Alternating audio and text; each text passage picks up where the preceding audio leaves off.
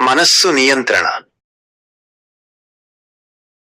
మనస్సును నియంత్రించేది చిత్తము.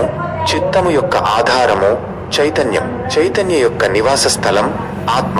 కాని ఆత్మ అహంచే కప్పబడి ఉంటుంది. మరి చైతన్యం ఎలా బయటపడుతుంది? మనస్సు ఏ విధంగా నియంత్రించబడుతుంది? విషయానికి వస్తే మనసు చాలా చంచలమైనది మరియు నియంత్రణ లేనిది. మనసు గుణమునకు లోబడి ఉంటుంది.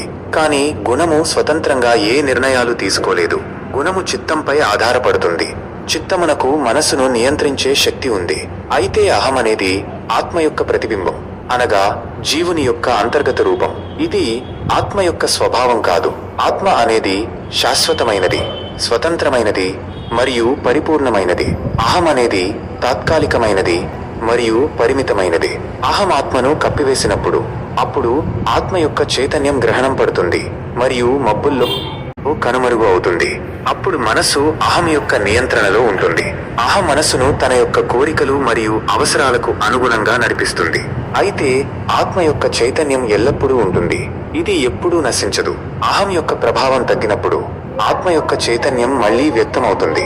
అప్పుడు మనసు ఆత్మ యొక్క నియంత్రణలో ఉంటుంది. మనసును నియంత్రించడానికి ఆత్మ యొక్క చైతన్యం పెరిగినప్పుడు మనసు స్వయంగా నియంత్రించబడుతుంది.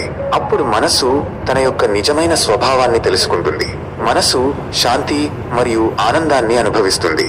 ఇచ్చట మనం అవగాహన చేయగల విషయం ఏమిటంటే, మనసును నియంత్రించడానికి మనం ఆత్మ యొక్క చైతన్యాన్ని పెంచాలి.